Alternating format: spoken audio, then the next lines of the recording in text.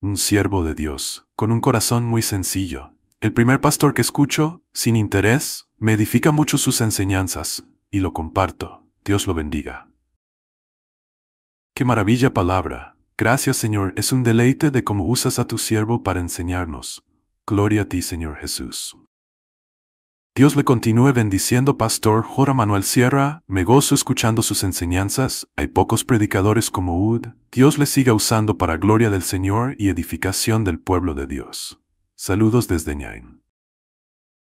Italiana y de este hermano americano, pues me pidió que oráramos por ellos para que el Señor les mostrara el país al que tienen que ir ahora a servir al Señor.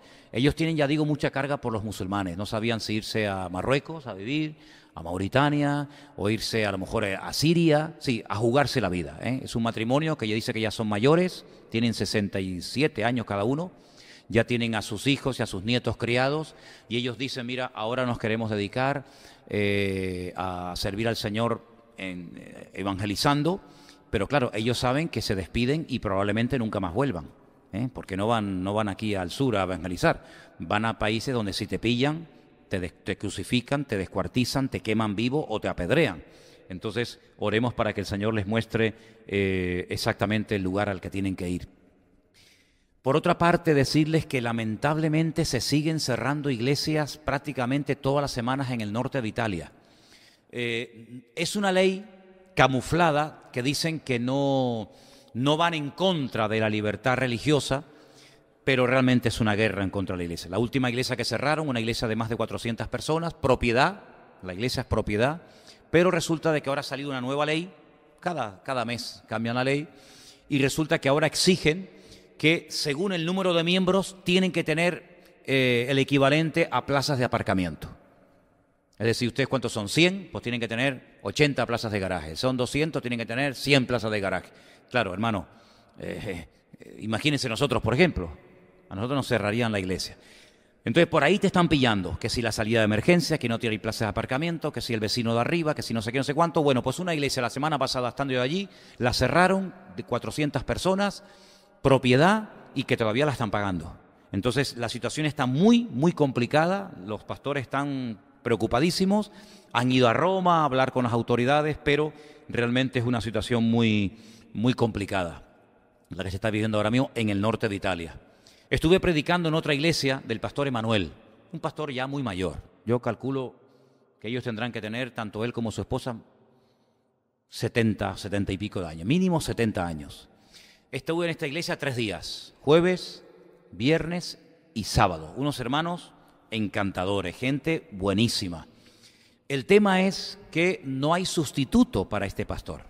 Ellos hablaron con el ayuntamiento porque resulta de que un día apareció muerto un señor y el alcalde pidió al pastor de esta congregación, pastor Emanuel, que si podía enterrarlo, porque nadie se hacía cargo de este hombre. Entonces él fue y lo enterró, hicieron ahí un funeral y tal. Entonces, como el alcalde se puso en contacto con él y le pidió este favor, él, armándose de valor y previa oración, fue un día y le dijo, yo a usted le he hecho un día un favor, yo ahora le pido a usted que me haga uno a mí. Necesito un local para la iglesia. Porque se estaban reuniendo en el sótano de su casa. Cada vez que yo iba a Italia, siempre se reunían en el sótano de la casa. Son gente muy mayor, tienen una casa preciosa. Y ellos sintieron hace años trabajar con gente de la calle. Fíjate, gente mayor, gente ya mayor, jubilados, pues comenzaron a ir por las calles a traer gente. Y claro, uno trae otro, llegaron a tener 70, ¿verdad?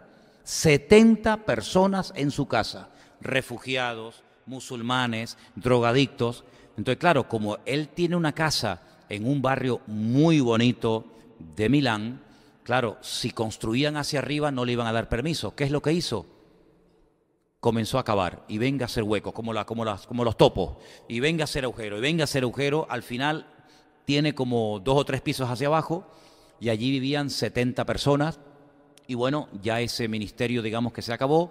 Él tiene ahora una congregación, pero el tema es que cuando este hermano deje el pastorado, que en algún momento tendrá que dejarlo, pues no hay en este momento nadie que ocupe su lugar. Pido, por favor, espero que se acuerden de las peticiones de oración que les estoy pidiendo. Entonces, hay una iglesia que en poco tiempo se puede quedar sin sin pastor, ¿vale? Entonces, por favor, oren también por esto, porque hay crisis en Europa, hay crisis de ministerios, hay crisis de pastores. Decirles que, como siempre, cuando se hacen reuniones especiales en esa o en cualquier otra iglesia a la que voy, siempre vienen gente de otras congregaciones y la verdad que, hermanos, hay que orar mucho porque evidentemente estamos, pero en los últimos tiempos.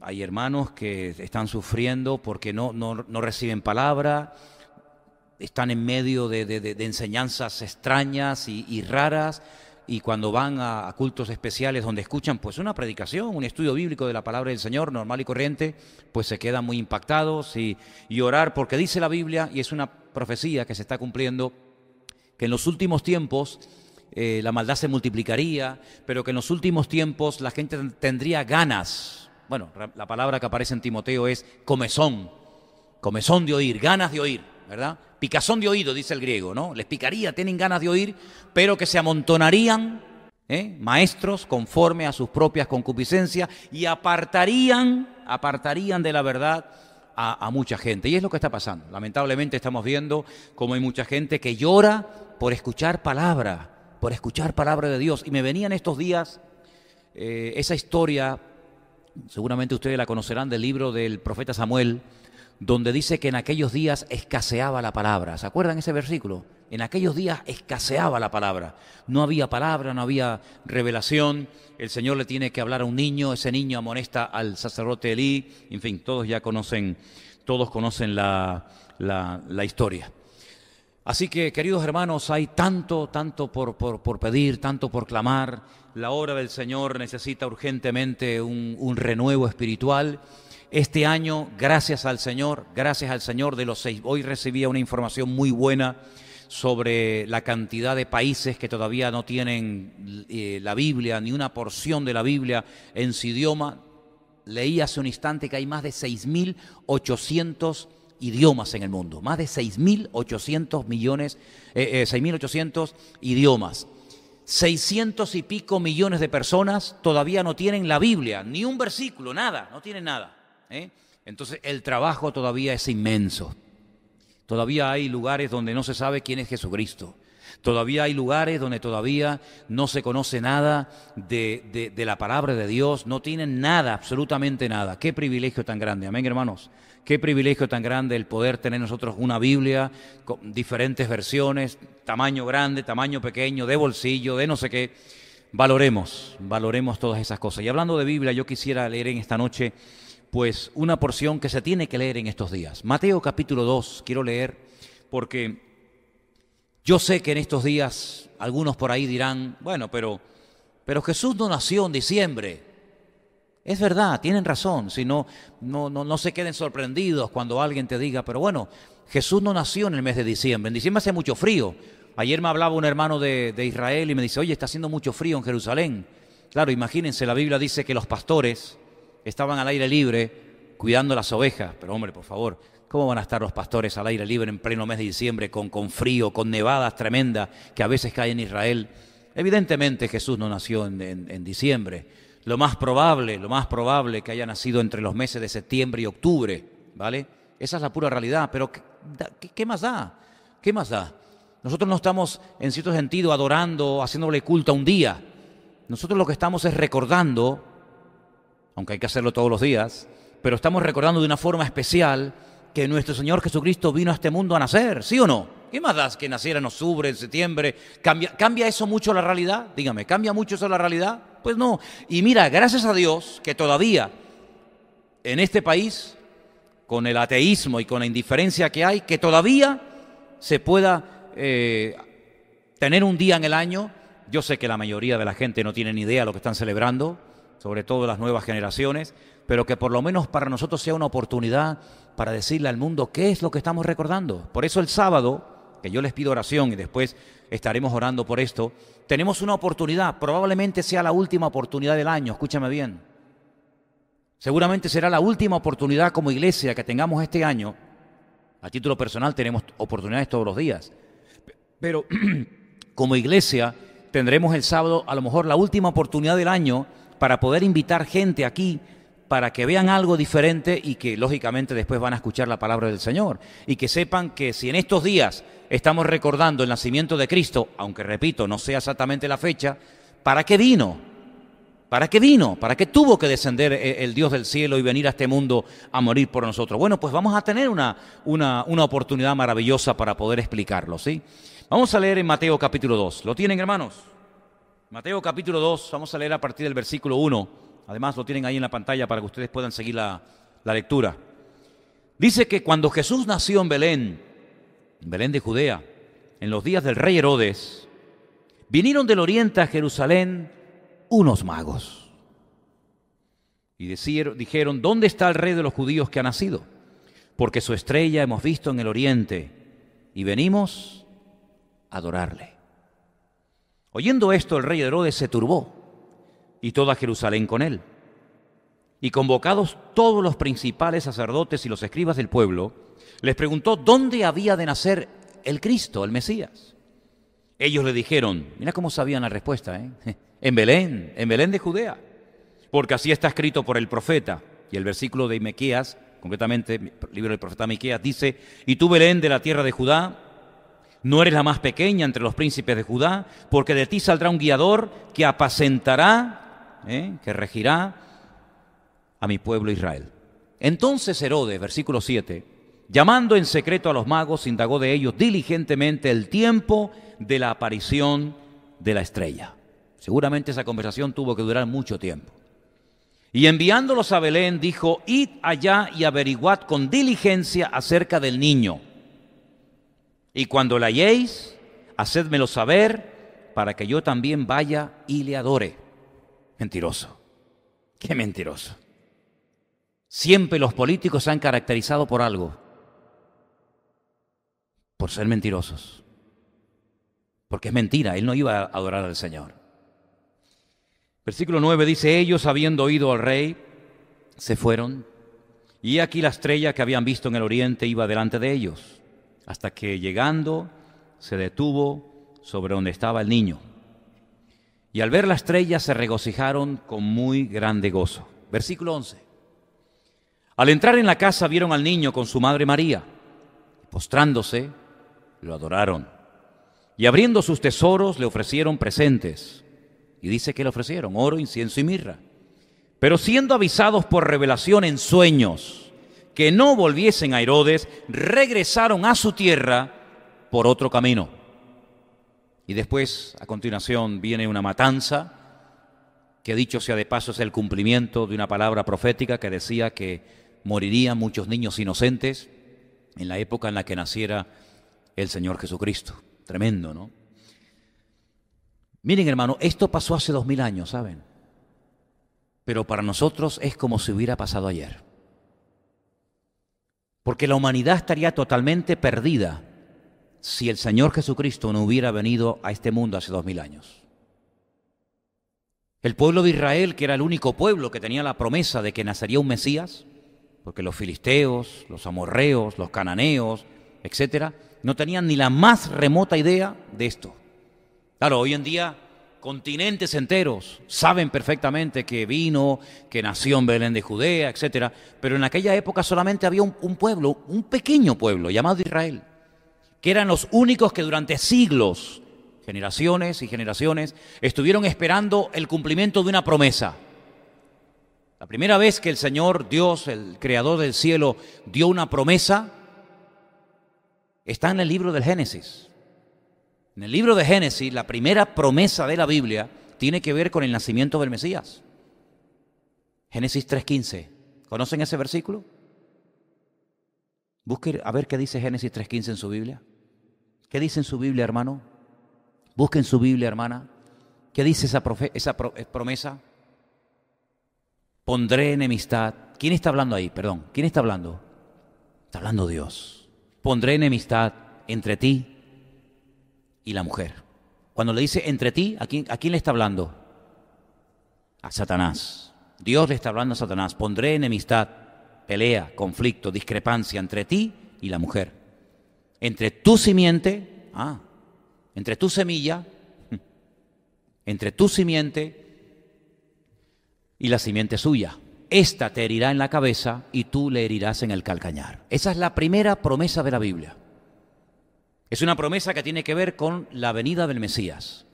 Satanás se entera en ese momento que el Mesías va a nacer, que él podrá herir en el calcañar al Mesías, pero que a su vez el Mesías cuando venga le herirá a él en la cabeza. El diablo no sabía ni cuándo, ni dónde, ni quién. Por eso, durante siglos, créame, durante siglos, cuando nacía un niño en el pueblo de Israel, no digo que todos tuvieran esta actitud, pero en muchos casos muchos padres sí la tuvieron, protegían a ese niño con un esmero y con un cuidado exquisito, porque podía ser el Mesías, porque el Mesías nacería de una mujer, y por eso probablemente, pienso yo, que cuando nació Moisés, que lo vieron un niño hermoso, un niño bonito, un niño diferente, los padres se jugaron la vida tratando de ocultarlo durante 3 meses. Claro, había un edicto que obligaba a los padres a entregar a los niños para que los mataran. Los arrojaban a las aguas del río Nilo, que por cierto hay un montón de cocodrilos, Pero ellos dijeron, no, vamos a guardar a este niño. Claro, proteger a un niño que no se entere nadie durante 3 meses es muy complicado. Imagínate la vecina al lado que le acaban de matar al niño, como oiga el llanto de un niño, te puede delatar, se puede chivar y decir, oye, que esta no ha entregado al niño y ayer me mataron al mío, o a mi nieto, o a mi sobrino, ¿verdad? Pero ya no pudieron más tiempo.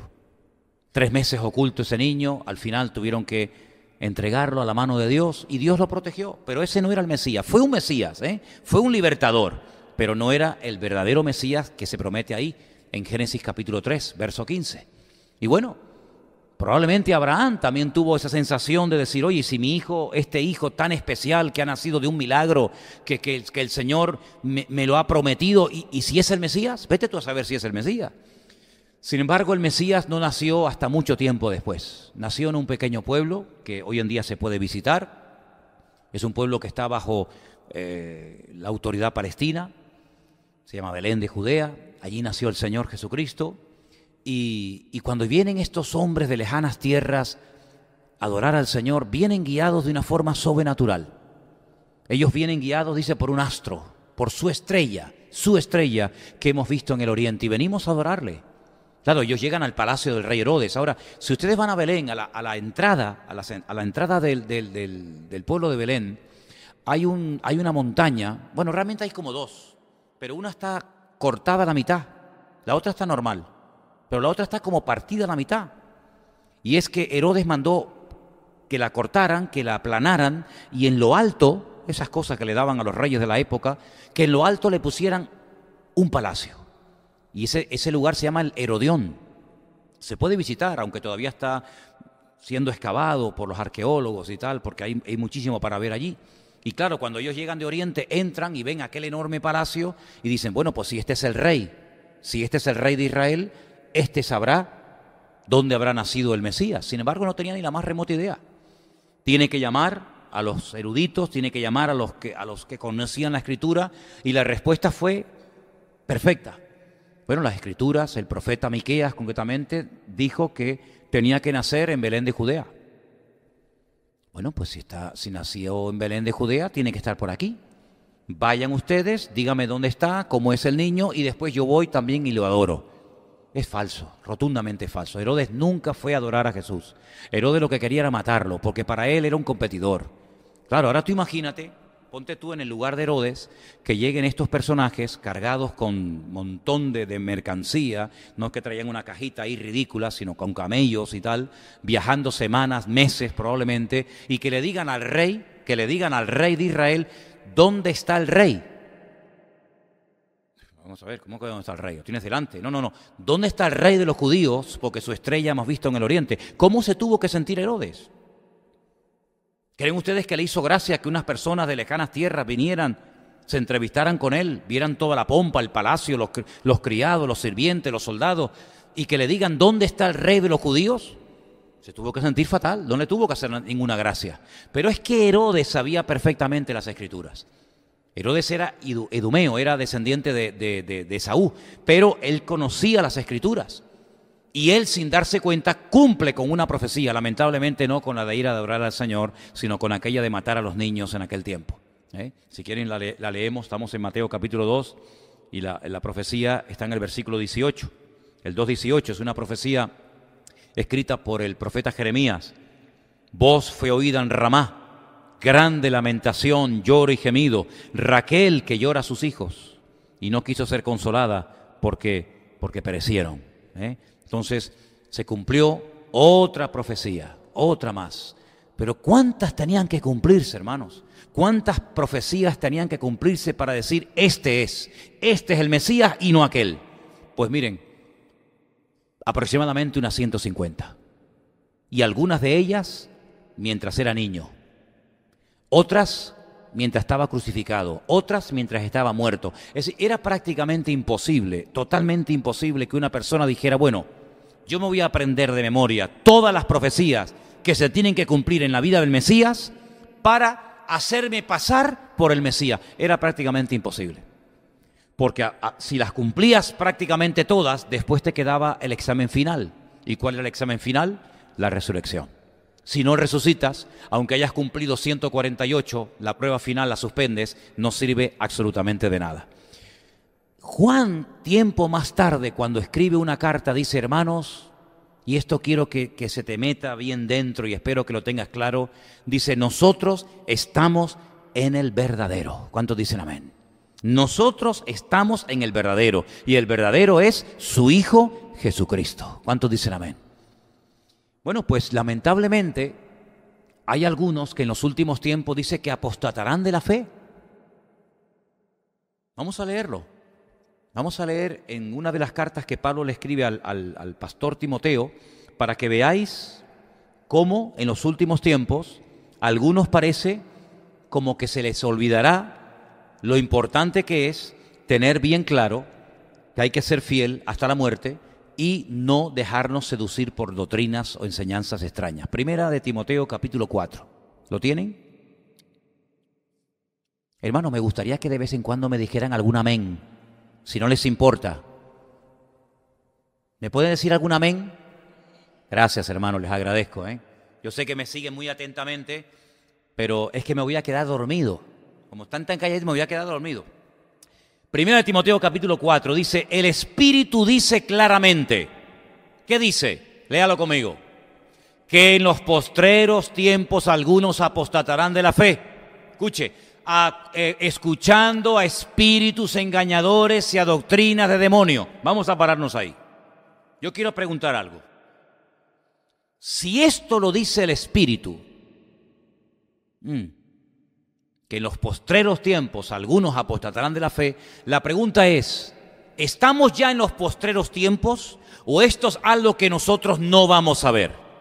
Será para generaciones futuras. ¿Usted cree que estamos o que no estamos en los postreros en los últimos tiempos? ¿Sí o no? ¿Estamos? Ok, muy bien. Si estamos en los últimos tiempos, la otra parte del versículo también tendrá que cumplirse, no solamente una parte. Que algunos apostatarán de la fe. ¿Me dejan que explique esto de apostatar de la fe? Porque esto nos enseña mucho por ahí. Apostatar de la fe. Vamos a poner un ejemplo bíblico y que sea la Biblia la que hable. Dice la Biblia que, por ejemplo, el único hombre que caminó por encima de las aguas, ¿quién fue? Apóstol Pedro. Dice la Biblia que cuando subió al monte de la transfiguración el Señor Jesucristo con Pedro, con Jacobo y con Juan, él vio a Moisés y a Elías. Tremenda experiencia, ¿sí o no? Y oyó una voz del cielo que decía, este es mi Hijo amado en el cual tengo toda complacencia. Fíjate las experiencias que este hombre ha tenido. Claro, algunos dirán, bueno, pero una cosa son las experiencias y otra cosa es la conversión. Sí, perfecto. Ya voy ahí. Espérate, no corra. Se lleva el Señor Jesucristo a sus discípulos a una de las ciudades más paganas e idólatras de su época.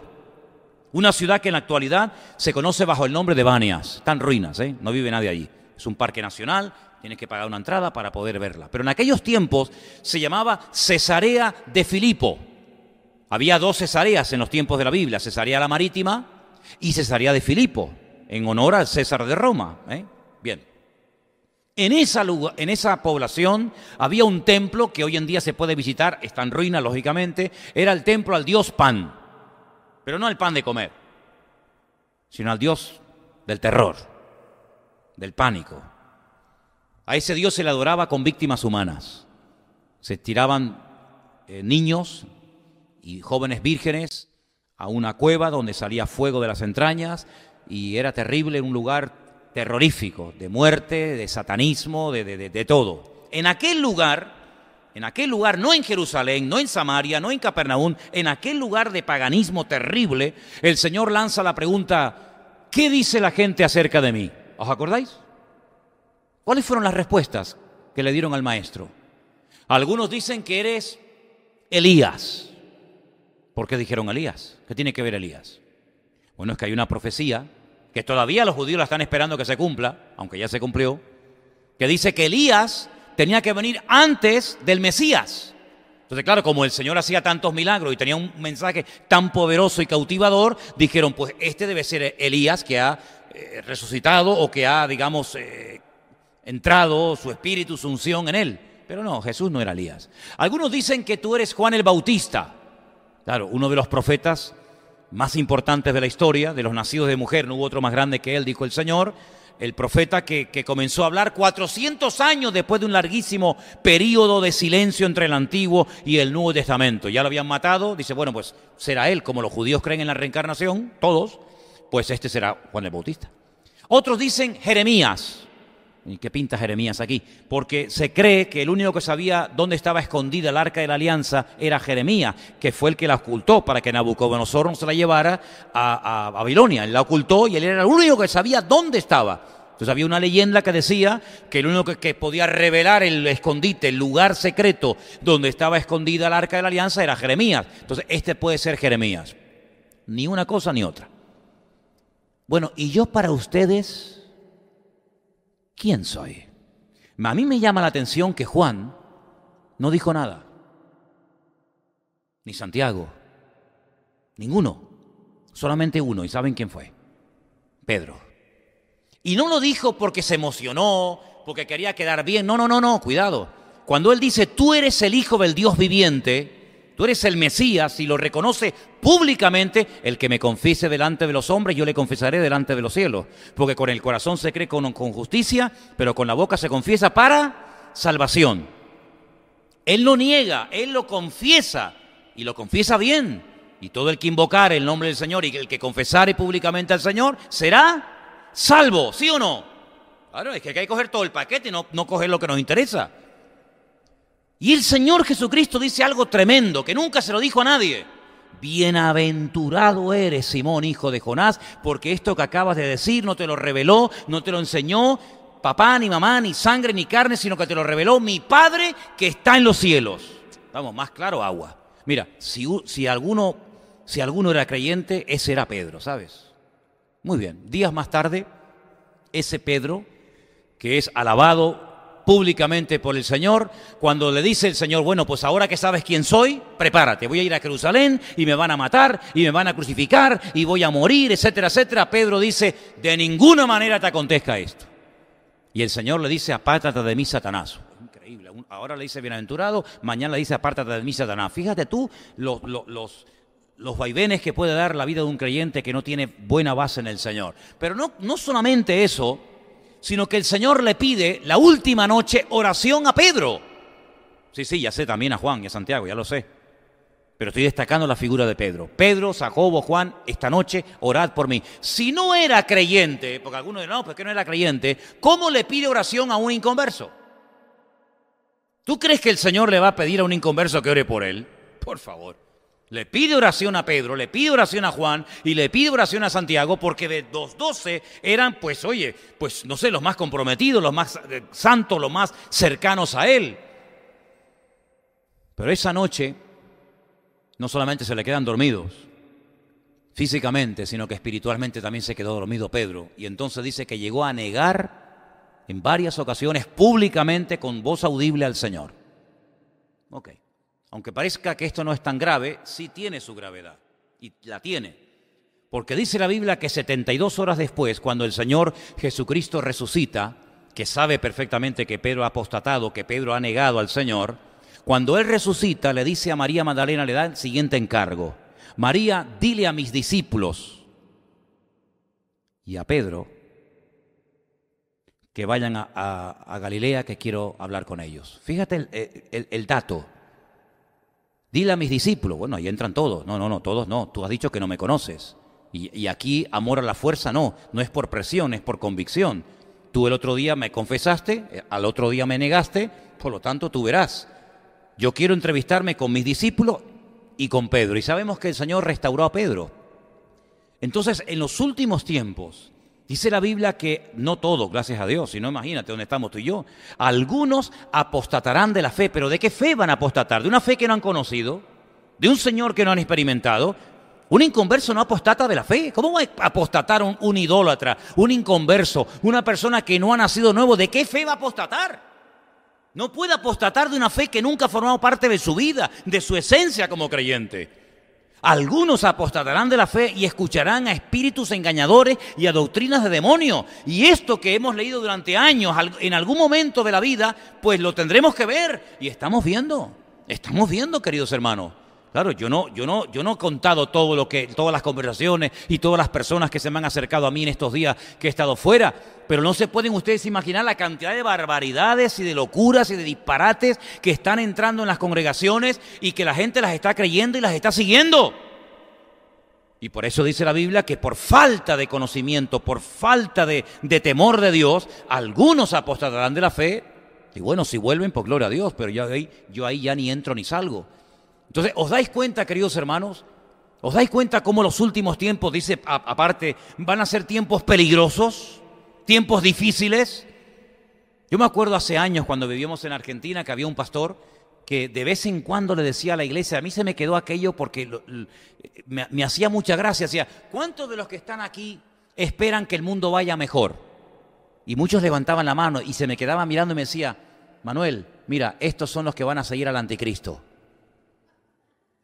Y ahí me hacía gracia, porque yo en aquellos tiempos como no entendía mucho, ¿no? Hablo del año 90, ¿no? Algunos de ustedes ni habían nacido. Pero él decía muchas veces eso. A ver, ¿cuántos creen que va a haber trabajo? Que en Argentina en aquellos tiempos era un desastre, ¿no? ¿Y cuántos creen que todo se va a arreglar y todo va a haber orden y paz y amor y trabajo y abundancia? Y muchos levantaban la mano, lo creían y decían, estos se van a quedar todos con el anticristo, amigo. Y es que la Biblia profetiza que los últimos tiempos no van a ser tiempos fáciles, van a ser tiempos difíciles, van a ser tiempos de angustia, de guerras, de rumores de guerra. Y yo tengo la sensación, no sé por qué, si me equivoco, bueno, pues me equivoqué. Yo tengo la sensación de que el año que viene va a ser un año crucial, de verdad. Tengo la sensación de que el año que viene va a ser un año en el panorama profético de cosas que van a ocurrir espectaculares. Por eso ponte las pilas, ¿sabes? Ponte las pilas ya. Conságrate con el Señor, no estés con un pie dentro y con un pie fuera. Agárrate a las promesas del Señor, agárrate al Señor. Vive realmente cerca del Señor, porque mira, cuando tú miras a Pedro y dices, bueno, ¿cómo pudo un hombre que caminó por encima de las aguas, que vio a Moisés y a Elías? Sí, son experiencias que tú y yo nunca vamos a tener, jamás, por muy espiritual que tú seas. Tú nunca vas a tener esas experiencias. Y este las tuvo. Pero experiencias tremendas de oír la voz audible de Dios. Este es mi Hijo amado en el cual tengo toda complacencia. ¿Cómo es posible que este hombre que llegó tan alto cayera tan bajo? Bueno, es que tú tienes que ver entre el huerto de Getsemaní y la negación de Pedro por parte del Señor. Hay una serie de cosas que ocurren que a mí siempre me han impactado muchísimo. Bueno, realmente todo empezó cuando el Señor anuncia que uno de vosotros me va a entregar. ¿Os acordáis esa palabra? Uno de vosotros. ¿Eso qué es? ¿Eso qué es? Eso es una profecía. Y claro, cuando el Señor decía algo, amigo, eso se cumple sí o sí. Hay uno de vosotros que me va a entregar. Él oye la palabra y no se da por aludido. Ay de aquel que cuando escucha la palabra está pensando, ay, qué bien le viene esto que está diciendo hoy el que está predicando a fulanito. O aquella, ay, qué bien le viene. Y te dan ganas casi de coger, como hacíamos en el colegio, un bolígrafo con un papelito dentro y le pegabas aquí y dices, ¿te estás oyendo? ¿Estás oyendo? ¿Esto es para ti? Pedro no se dio por aludido, sino que Pedro dijo, Señor, escucha una cosa. Aunque todos estos te abandonen y te nieguen y se vayan, yo nunca te abandonaré. Es más, hasta la muerte, si hace falta, yo voy contigo. Eso es un menosprecio de los demás. Eso es un orgullo espiritual, es menospreciar a los demás, es sentirse superior a los demás, que es un espíritu que se mete muy fácilmente en las congregaciones. Me siento superior a aquella iglesia, a aquella denominación, a aquel creyente. Eso es muy fácil que se meta. Es muy sutil este espíritu, esta actitud, ¿sabes? Menosprecio. Luego, ¿qué ocurre? En el jardín de Getsemaní, pues cuando vienen a aprender al Señor, ¿qué hace? Saca la espada. ¿Cómo puede ir un discípulo con una espada encima? ¿Para qué? El Señor iba armado. ¿Para qué lleva un discípulo una espada? ¿Para qué? ¿Qué pasa? ¿Tú te crees que me tienes que defender a mí con una espada? Bueno, pues Él utiliza las armas carnales para defender al Señor. Segundo error gravísimo, cuando en la carne quieres defender tu vida cristiana. Es un error garrafal. Luego dice que siga al Señor. Sí, lo sigue, pero de lejos. Amigo, no es lo mismo estar pegadito al Señor que seguirle de lejos. Luego dice que se calienta en un fuego que habían hecho fuera los romanos. Ya se junta con malas compañías, ¿sabes? Y claro, ya al final pues llega y niega al Señor. ¿No te das cuenta cómo hay un proceso? Es que mira, nadie está bien hoy y mañana está en el mundo, sino que hay un proceso, se van rompiendo cosas. El otro día, déjenme que les cuente esto, porque cuando yo en la radio o en el periódico escucho alguna palabra, alguna frase impactante, yo en el móvil todos lo hacemos, hay una grabadora y yo grabo palabras, frases y cosas que me llaman la atención, expresiones, y yo tengo ahí un montón de palabras que aprendo, ¿no? Y el otro día le hicieron una entrevista a uno de los que quiso hacer la independencia de Cataluña y le dijeron, ¿cómo fue todo este sistema? Y dijo una palabra muy interesante. Dice, nosotros lo que fuimos haciendo durante 4 o 5 años atrás fueron microfracturas. ¿Dirías esa palabra conmigo? Microfracturas. Una palabra un poco rara, ¿no? Y él dice, mira, hoy aprobábamos una cosita. A ver qué pasa. No pasa nada. Mañana aprobamos otra ley. Mañana hacemos no sé qué. Pasado la bandera. Mañana no sé qué. Y fueron haciendo pequeñas fracturas y al final, ¡bum!, se rompió todo, ¿no? Es como aquel árbol que les conté una vez, aquel enorme árbol que de repente, ¡pum!, apareció caído y dice, bueno, ¿qué pasó? Esos gusanitos empezaron a comer y a comer y a comer y a comer 1 año, 2 años, hasta que al final lo pudrieron y lo tiraron abajo. Cuidado con las microfracturas, con los micropecados en tu vida, esa miradita, aquella conversación, aquella no sé qué, aquella no sé cuánto, y se van rompiendo cosas hasta que al final estás más lejos y más frío que un témpano de hielo. Entonces la palabra del Señor es muy clara en este sentido. Cuidado con esa mala mirada, con ese mal pensamiento, con esa mala palabra. Esto no tiene importancia, cuidado, porque las cosas pequeñas, prediqué hace poco de las cosas pequeñas, les di una lista enorme. Las cosas pequeñas se mencionan en la Biblia y las cosas pequeñas y un poco de levadura termina leudando toda la masa. ¿Cuántos dicen amén? Así que estamos a punto ya de terminar el año. Fíjate, oye, ¿te has dado cuenta cómo se ha ido el año? Pero si es que yo recuerdo el año pasado decir lo mismo. Yo me acuerdo, estaba tal día como hoy, diciendo, hermanos, qué rápido se ha pasado el 2016. Sí, porque ya estamos en el 17 y el año que viene ya el 18. Y yo dice, madre mía. Y la Biblia nos enseña que en los últimos tiempos habrá crisis de fe. Pero claro, cuando la Biblia dice crisis de fe, ¿a qué se refiere? ¿Al mundo? Pues si el mundo siempre ha estado en crisis de fe, si el mundo no tiene fe.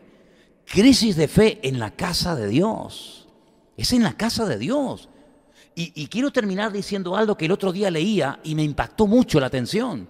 Cuando el Señor Jesucristo dice aquella famosa frase, venid a mí, los trabajados y cargados, que yo os haré descansar. ¿A quién le dirige esa palabra? Pues a los religiosos de la época, a los puntillosos, a los que eran capaces de diezmar del eneldo, del comino, de la menta, de las más pequeñas semillas. Los que eran tan escrupulosos que dice la Biblia que colaban el mosquito y luego se tragaban el camello entero, ¿verdad? Bueno, pues a esa gente tan escrupulosa de la ley, que al final no cumplía nada, el Señor les dice, si estáis trabajados y cargados, hartos de rituales, hartos de ceremonias que al final no llevan a nada, pues venid a mí, que yo os haré descansar. Y el mundo está cansado. Yo veo a la gente cansada, veo a la gente sin futuro, veo a España estancada, créanme, hermano, de verdad, ¿eh? España es un país estancado, ni para adelante ni para atrás, siempre igual, siempre igual, siempre igual. Sí, es verdad, se necesita un cambio, pero espero que sea mejor, porque como sea peor, ¿verdad? Pero ese estancamiento del país, ese estancamiento de la sociedad, yo espero que no sea una realidad en tu vida, que tú no estés estancado en tu relación con el Señor. Amén, hermanos. Que tú no estés estancado. Yo lo decía antes de irme y lo quiero repetir ahora y ya con esto termino. Mira, hermano, el año que viene, no desde febrero, de marzo, de agosto, desde el 1 de enero, ¿vale? Desde el 1 de enero. Ya sé que a lo mejor te acostarás un poquito tarde, pero procura desde el 1 de enero empezar a leer la Biblia. Empieza a leer la Biblia por el Génesis. Sigue. Oye, 4 capítulos por día. Oye, no me digas a mí que tú no tienes tiempo para leer 4 capítulos al día. ¿Cómo no vas a tener tu tiempo para leer 4 capítulos al día? Y tienes tiempo para ver la televisión, para estar en el internet, para hacer deporte, para ir a la playa, para hacer esto, para hacer aquello. Que tú no tienes unos minutos para leer 4 capítulos al día. Cuando tú acostumbres a tu vida, a tu espíritu, a tu alma, a todo tu ser, a leer la palabra, vas a devorar la Biblia. Mira, yo comencé el otro día a leer el libro de Nehemías, que es una maravilla. Me entraron ganas de leer Nehemías. Es que estaba en la casa de Antonio y su nieto se llama Nehemías, el hijo de Cristal y de Andrea, que por cierto manda saludos. Está embarazada Cristal, dicho sea de paso también. Ahora en marzo da a luz, tiene un pepino así, yo creo que tendrá 3 o 4 profetas ahí adentro. Pues se llama Nehemías, entonces digo, voy a leer el libro de Nehemías. Oye, qué libro tan bonito tú, ¿eh? Qué libro tan bonito, ¿eh? Qué hermoso. Un hombre con un buen trabajo, un hombre que tuvo, diría el mundo, la suerte de conseguir un pedazo de trabajo en el palacio del rey. ¿Tú sabes lo que significa eso? Todo el mundo hecho polvo, pobre, en la miseria, sin trabajo, sin futuro. Y él trabajando en el palacio del rey. Y además, fíjate qué trabajo tenía. Probar el vino. Claro, si estaba envenenado, el primero que moría era él. Pero ¿y si no estaba envenenado? Tío, el tío, claro, ¿y cómo sería el vino que bebía aquel hombre? Tú imagínate, la vida, buena comida, buena cama, buenos sirvientes, su vida solucionada. De repente dice que llegan unos paisanos de él, de Jerusalén, y le dice, oye, ya el hombre estaba desconectado de la realidad. Y le dicen, escucha, ¿cómo está mi país? ¿Cómo está mi tierra? Y dice, tú no sabes nada, ¿verdad? Tú vives en la estratosfera. Claro, tú te pegas la gran vida. Jerusalén está muy mal. El templo está destruido. Las murallas no existen. Las puertas aquellas tan bonitas están quemadas al fuego. Jerusalén es un montón de escombros. Y él dice que se siente tan mal. Él podía haber dicho, bueno, mira, qué lástima, ¿no? No. Él no es indiferente al dolor ajeno. Dice que él se pone a orar, ayuna. Claro, el rey lo ve triste y él tiene temor, porque claro, cuando el rey ve la cara del que prueba el vino, el que tiene que catar la comida, y lo ve triste, uy, aquí hay gato encerrado, y dice, no, mira, ¿cómo no voy a estar triste si pasa esto? Y el rey le dice, ¿qué quieres? ¿Qué quieres? ¿Qué pasa? Dice, dame permiso, déjame ir a mi tierra y restaurar el templo, y se va. Y lo deja todo. Yo digo, Señor, increíble este hombre. Se va y dice que se levanta durante varias noches, no le dice nada a nadie, se monta en su cabalgadura y dice que quiere ir por un lugar, pero no puede subir, tanto escombro que hay. Después quiere ir por otro lado y a los 3 o 4 días junta a los ancianos y le dice, ustedes ven que esto es un desastre. Esto es un desastre. Esta no puede ser la ciudad de nuestro Dios. No hay casa, no hay templo, ni nada. ¿Por qué no nos ponemos manos a la obra y nos ponemos a trabajar? Y estoy leyendo el libro de Nehemías, que hasta él mismo se pone a trabajar y involucra a la gente. Claro, no es fácil, hay enemigos, le vienen insultos, le vienen problemas de aquí, problemas de allá, tienen que trabajar con una mano en la espada, con otra. Pero él es un hombre que activa su fe y se pone a servir al Señor. Eso es lo que tenemos que hacer cada uno de nosotros. Claro, no tenemos que restaurar una muralla, no tenemos que levantar un muro, que todavía se puede ver parte de ese muro en Israel, no todo, pero parte, pero sí tenemos muchas cosas que hacer y es la obra del Señor, levantar el testimonio del Señor. Y mira, hermano, en estos días, oportunidad que se te presente para hablar del Señor, aprovéchala, porque es un momento especial, ¿sabes? Es un momento especial. Claro, nos han metido a toda costa al barrigón panzudo este de barba blanca y con el vestido rojo que arranca de los años 50 con el famoso anuncio de la Coca-Cola, y ya no se habla de los magos de Oriente, ya no se habla. Pero hermano, aprovechemos esta oportunidad, repito, aunque no sea, ¿sabe? Aunque no sea, pero da igual. Que el mundo sepa que el sábado aquí vamos a tener algo diferente, que el mundo sepa para lo que vino el Señor. Y quiero decirles que hemos comprado Biblias, ¿sabes? Pero no para regalar así a tontas y a locas, hemos comprado Biblias, se han empaquetado, se han hecho paquetitos con porciones de la Biblia, ¿verdad, Margarita? Con Nuevos Testamentos, etcétera. Hermanos, el sábado, por favor, el sábado, esté atento a las caras nuevas que vendrán al culto. Si usted viene con alguien nuevo, atiéndala usted. Atienda usted a la persona que viene nueva, ¿eh?